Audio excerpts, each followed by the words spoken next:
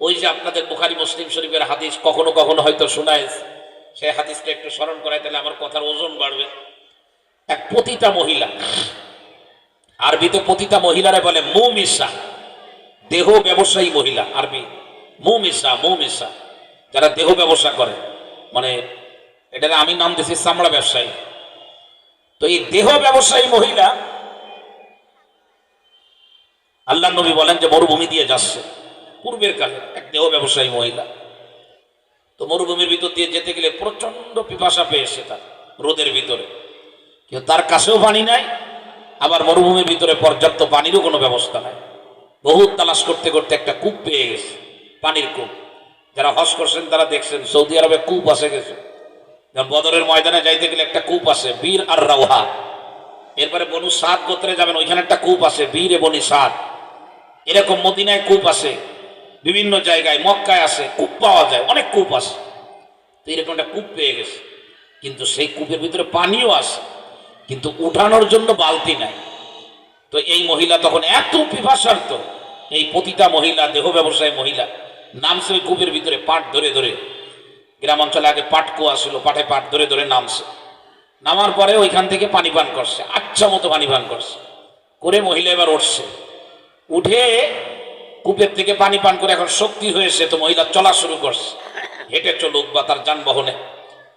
একটু পাশেই দেখে একটা কুকুর। এই কুকুর পিপাসার কারণে জিহ্বা বের করে হাঁপাচ্ছে। দেখে মনে হচ্ছে যে পিপাসার কারণে এই কুকুরটা মরে যাবে। এটা হলো এক বর্ণনা। আর অফি রিওয়ায়াতিন নুখরা, অন্য বর্ণনা আসছে ওই কূপের পাশেই এক জায়গায় একটু পানি পড়েছিল মরুভূমির ভিতরে, তা কেদা কেদা ভাব, ভিজা। তো কুকুর ওই ভিজা বালু মাটির উপরে জিহ্বা ঘষতেছে। মহিলা দেখে বুঝলো যে এই কুকুরেরও আমার মতো পিপাসা, সে তো আর কূপের মধ্যে নামতে পারে না, এই জন্য ভিজা মাটি চাটতেছে। অথবা জিহ্বা বের করা দেখে মনে করলো যে এই কুকুরের পানি না দিলে তো মরেই যাবে।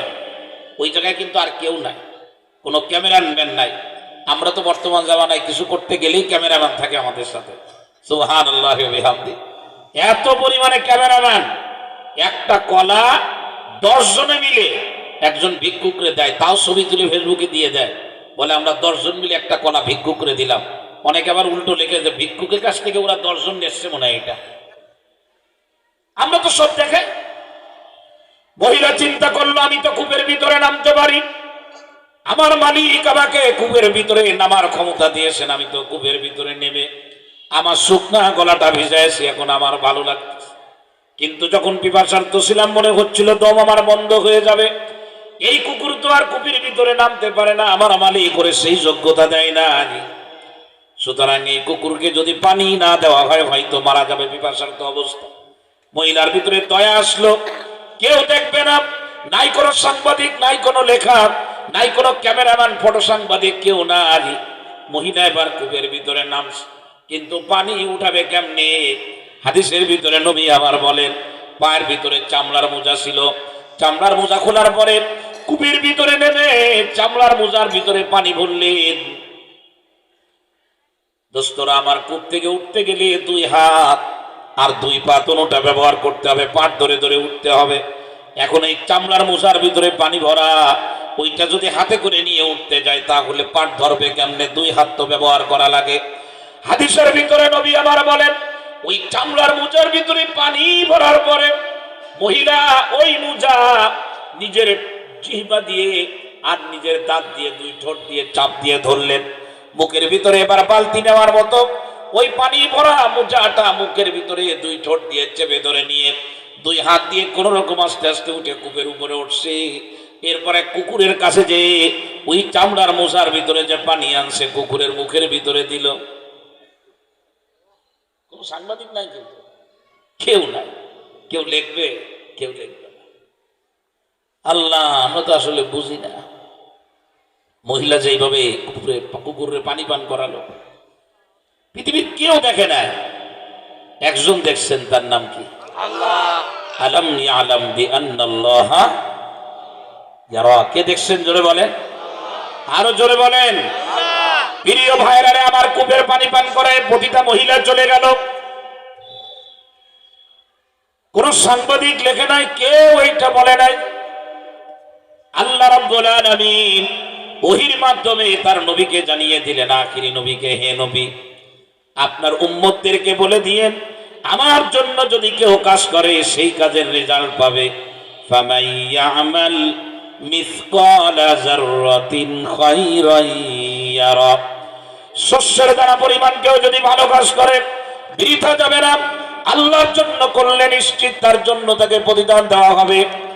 এই মহিলার ব্যাপারে আমার আল্লাহ নবীজিকে জানিয়ে দিলেন, ওগো নবী মুহাম্মদ, ওই মেয়েটা যদিও পতিতা ছিল, দেহ ব্যবসায়ী ছিল, প্রচন্ড রকম চূড়ান্ত পর্যায়ের অপরাধী ছিল, কিন্তু কেবল আমার সন্তুষ্টির জন্য, আমার এক মাখলুক পিপাসার্ত তার মুখের ভিতরে কূপ থেকে পানি উঠায় দেওয়ার কারণে আমি আল্লাহ এত সন্তুষ্ট হয়ে গেছি, ওই মহিলারে মাফ করে আমি আল্লাহ জান্নাতি বানিয়ে দিয়েছি।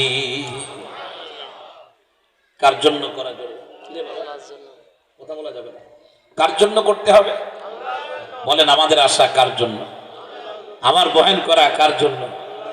আল্লাহ তাআলা সব কাজ আল্লাহর জন্য করার তৌফিক আল্লাহ তাআলা দান করেন, সেইটার ভিতরে যেন অন্য কেউ হাত দিতে না পারে। আমি বড় বক্তা, আমার অনেক মানুষ চেনা দরকার নেই, আমি ছোট বক্তা, আমি ছোট মানুষ, আমার কেউ চেনে না, আমার আল্লাহ চেনে। আমি যদি আমার আল্লাহর জন্য কাজ করতে পারি, আল্লাহ যদি আমাকে চেনেন, আল্লাহ যদি আমারে ভালো জানেন, আল্লাহ যদি আমাকে পছন্দ করেন, পৃথিবীর কারোর পছন্দ হওয়া না হওয়া এটাই কিচ্ছু যাবে আসবে না। মালিক যদি সন্তুষ্ট হয়ে যায়, মালিকের জন্য যদি কাজ করতে পারি, এটা আমার ইহকাল এবং পরকালে নাজাতের জন্য যথেষ্ট হয়ে যায়। ওই কথা নবী হাদিসের মধ্যে বলেছেন, যেটা নুরানি ছেলেদেরকে পড়ানো হয়, আখলিস দীনাকা ইয়াকফিকাল আমালুল কলিল, এই বেশি আমল লাগবে না, আমল কেবলমাত্র আল্লাহর জন্য করো, অল্প আমল নাজাতের জন্য যথেষ্ট হয়ে যাবে।